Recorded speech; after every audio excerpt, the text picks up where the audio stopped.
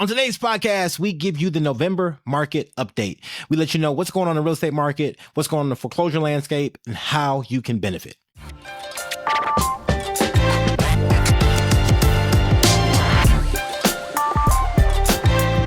Hey, what's up, Foreclosure Fix family, and welcome to another episode of the Foreclosure Fix podcast, where our goal is to help 1 million homeowners successfully navigate foreclosure. Now, if that mission resonates with you, you know what to do. Like, subscribe, or share our content with someone who you know can benefit, or better yet, get a copy of our latest book called The Foreclosure Fix, 12 Proven Steps to Beat the Bank, Escape Foreclosure, and Turn Your Property into a Profitable Asset. Now, if you're listening to this podcast on any platform, I just want to say thank you. Thank you for being a listener. Thank you for checking us out. But more importantly, thank you for bearing with us the last few weeks as our audio quality has been sucky. Yes, it's been trash because the last few podcasts you heard from us, they were live, they were done kind of in person at conferences or while I was on vacation. And I just didn't have the best audio quality because I didn't want to lug around all the audio equipment needed to kind of do a good podcast. And so I'm hoping that today you hear how good the quality sounds. We're returning back to our Foreclosure Fix studio, which is my home office, and hopefully the quality and the content is just right on time for what you're looking for. So again, thank you so much for bearing with us the last couple of weeks, but our goal is to bring you the best content from the best sources. And sometimes when you're at a conference, the best place to get information is just to whip out your phone and have that conversation with somebody live and in person. So I hope y'all benefited from that. If you didn't check out those episodes, go back and just listen to them. Great content, great real stories from real people who face challenging situations and people who are in the business day to day giving great advice.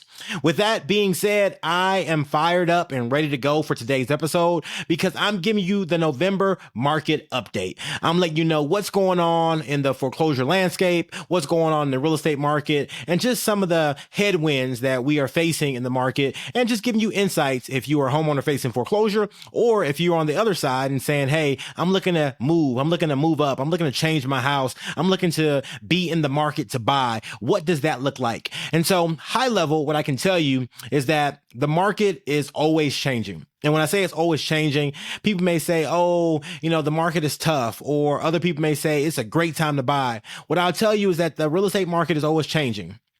And anybody who's been doing real estate for any amount of time, whether on the brokerage side as a real estate agent or broker, or on the investment side, you know that you just can't do the same thing over and over again. Now, I'm not saying your strategy has to change. If you are a broker, you still broker deals. If you are a real estate investor, you're still investing in property. But the way in which you do that has to change with every given market. And this market is challenging for a few reasons that we'll dive into here shortly. But as it pertains to the foreclosure landscape, foreclosure activity increased in October 2024. And as you know, this information is typically, 30 to 60 days lagging. So although we're in November, I'm giving you October updates, but it's the freshest data we have. And this data is provided by Adam Data Solutions, a leading data provider in the area. But when I look at the foreclosure landscape in October of 2024, U.S. foreclosure market report reveals 4% increase in foreclosure filings from previous month. Now, it's a 4% increase from just the previous month, but we're still down 11% from last year. So we're down year over year, but from the previous month, we are increasing. And what I can tell you from the clients who I work with on the investment side, those clients are aggressively filing foreclosure. Now, I work with people who are acquiring non-performing loans. So those loans are loans that haven't paid for more than 90 days. Some haven't paid for multiple years. And so they intend to actively file foreclosure. But the goal of these individuals and the goal of these companies is to basically get the person to reperform. That, you haven't paid, maybe you hit a bump in the road, and now you are back on your feet and we're saying, hey, you got to pay us, right? And that's what my clients are looking to do. That being said, they are aggressively filing foreclosure, meaning that they're just not saying, hey, will you please pay me? I want you to pay me. Think about paying me. No, they're saying, if you don't pay me, I'm taking the house, right? And so they're going through with the process. And what I've seen over the last couple months is that the legal fees that my clients are incurring and the files that we are working it has increased significantly. And the reason why it has increased significantly is because they are not stopping. They are all gas, no breaks. And so if you think that you're in a situation where, oh, they're just going to send you a letter and then go away, that is not the market we are facing right now. As of 2024, November 2024, the market is one in which the lenders are all gas and no breaks. And so if you received a demand letter saying you need to pay this money, do not ignore it. Do not avoid it. Do not stop trying to find ways to get in contact with the lender. You need to take care of it. You need to address it. Otherwise, you may find yourself in foreclosure and your house being sold on the courthouse steps or at a sheriff's sale. And so that is what we're seeing from our clients and our portfolio and the files that we're working day in and day out. Just this month, we have 3 different foreclosure sales going on in 3 different states. And so again, this is just, one client, one portfolio, 3 different foreclosure sales in 3 different states. And so when I'm saying they're not playing, they are not playing. They are moving forward aggressively. And if you don't come to them with a plan to resolve the issue by modifying the loan, they are not having it. The other thing I'll tell you overall as a market, as the market is changing, is that as they incur more legal fees, the likelihood of them taking a small down payment to modify, or the likelihood of them saying, okay, hey, just give me your next payment and start paying on time and we're good to go, is very, very slim. What I'm seeing now from lenders is, one, that the modifications they're doing are written at probably about 10% interest rate. So if we're looking at the current market's about 7, they're writing them at like 9.9%. So almost 10% interest, so you got 300 basis points difference between kind of what the market is and what these modifications are being written at. And the other thing I'm seeing is that they're not just accepting a small down payment. They want, 4 to 5 figure down payment. So they want you to come with 5, 10, 15, $20,000, depending on your loan balance, to reinstate your mortgage and to have a down payment on the modification. And so again, if you're thinking like, hey, I'm just going to drag this out, I'm going to just waste time, I'm just going to, play that game may not end well for you. And so we see this across all of our clients, across all the portfolios that we work in and we manage. And we see this just anecdotally in the foreclosure data across the nation. So when we look into it, lenders repossess. That means they actually took back those properties at the foreclosure sale, 2,938 properties across the United States in 2024. And those were completed. Now that is up 12% from last month. All right. It's down 12% from the previous year. Again, very similar to the statistics around filings, but it's up 12% from the previous month, which is huge, right? And so almost 3,000 properties are now in REO status, which means that they are now owned by banks and they'll come through the regular channels to either get sold to homeowners in the future or sold to investors for them to renovate, resell, or renovate and rent. And so again, 3,000 properties across the United States, a huge amount of activity for properties that actually made it through the foreclosure sale. Now, those are not properties where they're just with filings and people said, hey, I'm filing foreclosure, but you have time to work it out. Those are actual properties that were taken back, all right, by the banks. Okay. So there's a difference between the filing and the actual property being taken as a REO property, real estate owned property at the foreclosure sale. The states that had the greatest number of REOs in October were California, Illinois, Texas, New York, and Florida. And that doesn't really surprise me because, what does surprise me is that we see judicial states like Illinois and New York having so many REOs. Again, that goes to my point,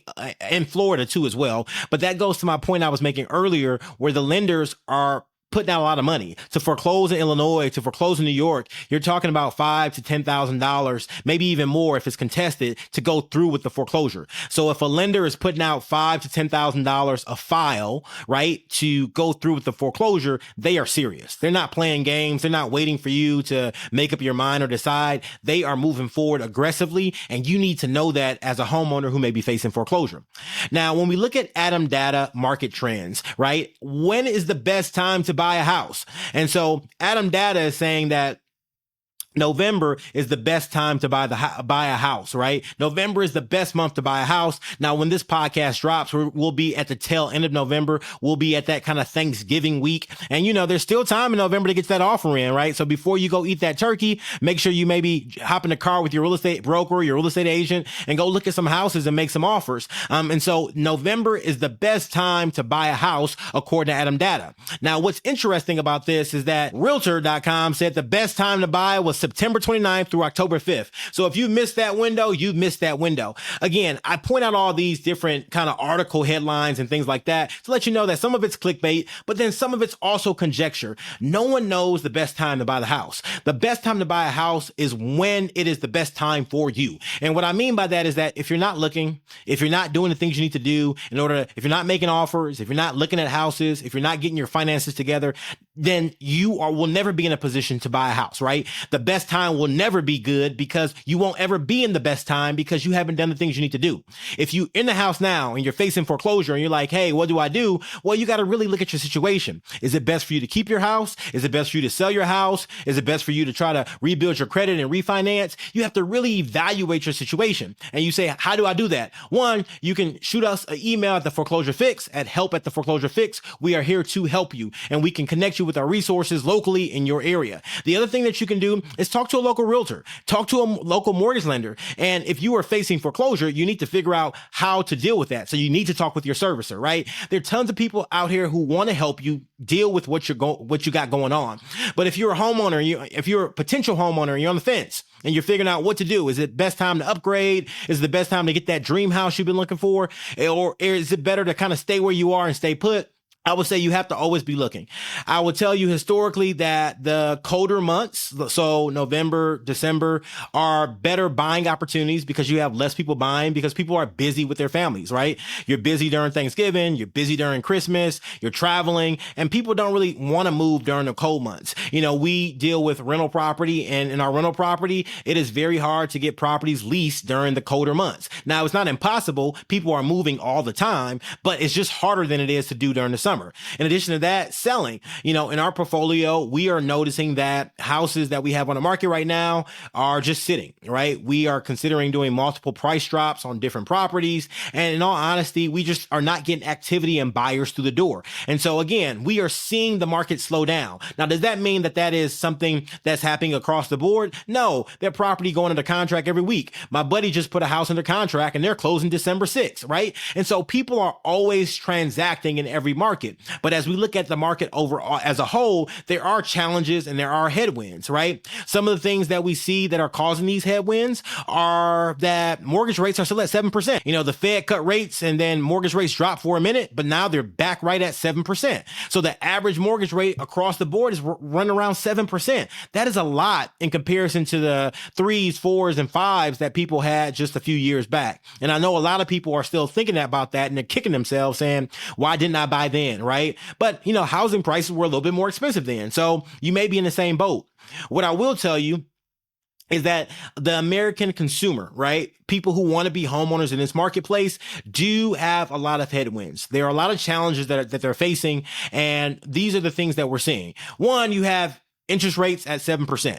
That can really change where your affordability level across the board. So if you can afford a house that was $500,000, maybe now at 7%, you only can afford a house that's $400,000. And so that changes the options that you have on what you can buy.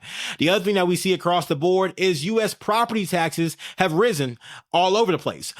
This slide just shows a quick highlight of some of the locations where property taxes have risen the most. And in some places, we see a 67% change in property taxes. Now, whether you're a homeowner or an investor or a first-time home buyer, all those things impact your affordability. Investors have to buy less property because they can't make a cash flow. A first-time homeowner who was already stretched thin, maybe using a payment assistance program or a zero down payment program or a FHA loan where you're only paying 3%. You add 67% more in property taxes, they may not be able to qualify for that house anymore. Or if they just bought it and they're living there and things are good, but they're really tight, if their taxes go up by 67%, well, guess what? They may not be able to afford that monthly payment anymore, and they may find themselves in foreclosure. And so that is something we're seeing across the board. In addition to property taxes, we are seeing the cost of insurance, and not just home insurance, but also car insurance. The average cost of car insurance rose more than 25% in 2024. Now, I know everybody doesn't have a Bentley. I know everybody doesn't have a Ferrari. I know everybody doesn't have a plush new Maserati or something like that. Some of us just have regular good old cars that are inexpensive, but they get us from point A to point B. But guess what? our car insurance also went up by 25%. And so just keeping that in mind, whether you have full coverage or you got no fault or your fault, at the end of the day, car insurance is increasing. We see the same thing with housing insurance. Housing insurance gone up across the board in 2024. I am renewing policies right now for different properties, and everyone is going up. Whether it's 2%, 3%, 5%, 10%, no policy is going down. And even if I change my deductible from $1,000 to $5,000 or whatever else may be the case, the savings are not even that much. And so again, these are big headwinds that we're facing as homeowners, as housing providers, as people in the real estate market. And that's the thing, that's the challenge that people have in the market today.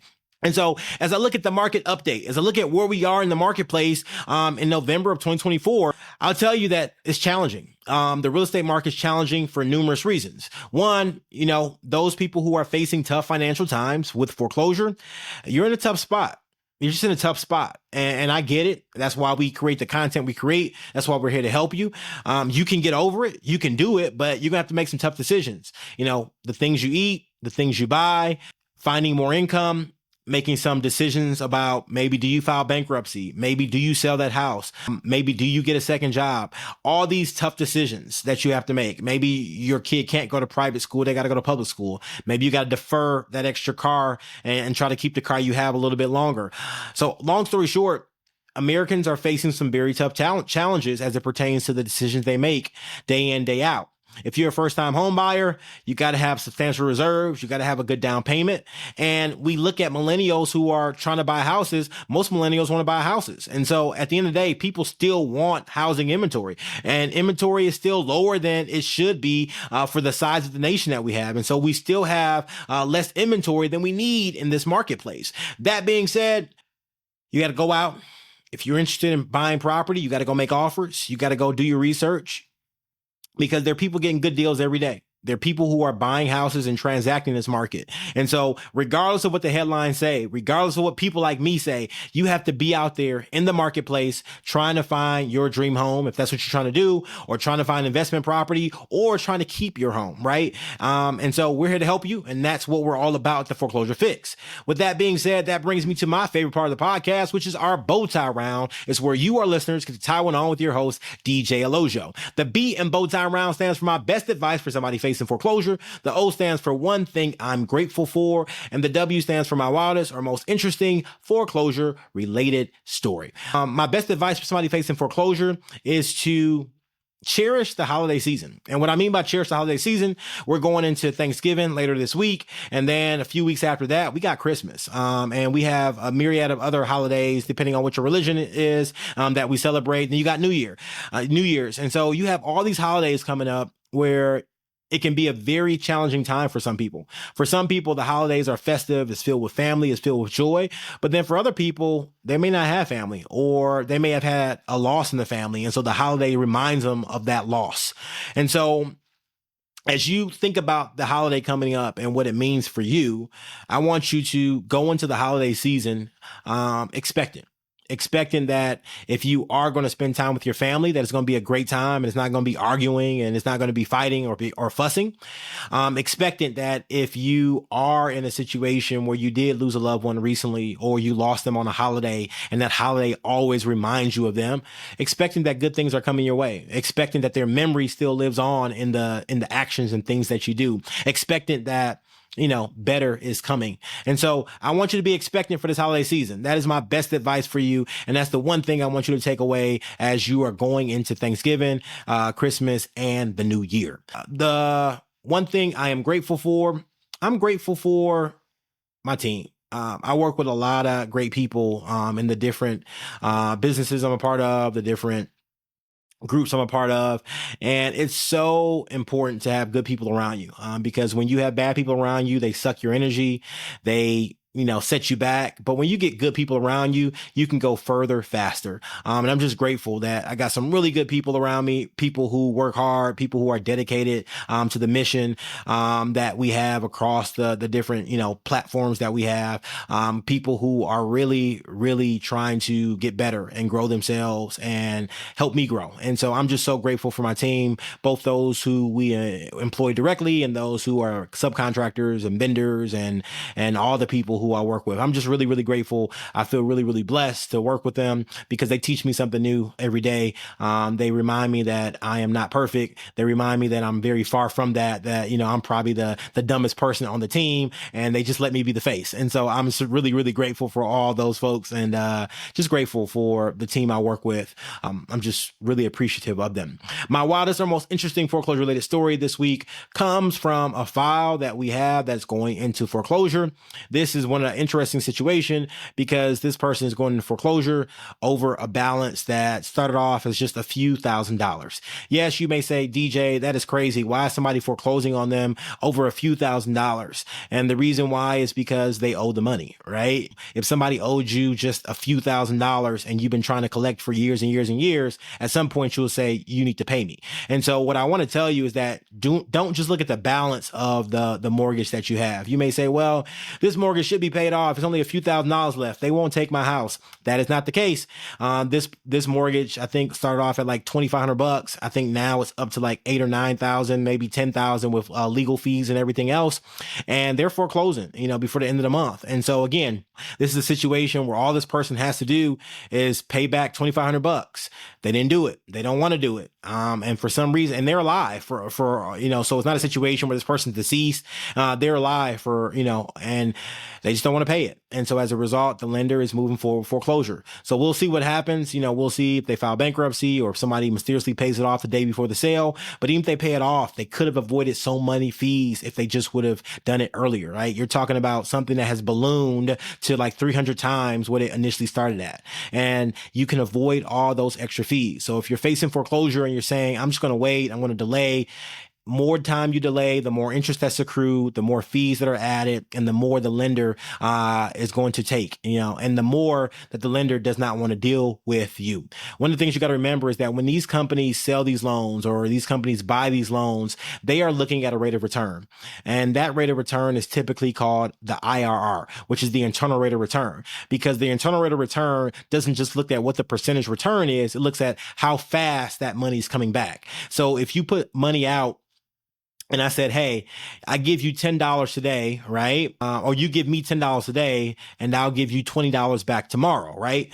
Most people will take that deal. That's 100% return in 24 hours, right? But if I said, hey, you give me $10 today and I'll give you $20 back in 100 years. Most people will say, no, I don't want that. I'm going to be dead, or, that money will be no good by then. And so the bank looks at it the same way. They want their money back as soon as possible. And so if you're making them wait longer and longer and longer, to get their money back, they're going to try everything in their power to recoup that money as soon as possible. And so just keep that in mind.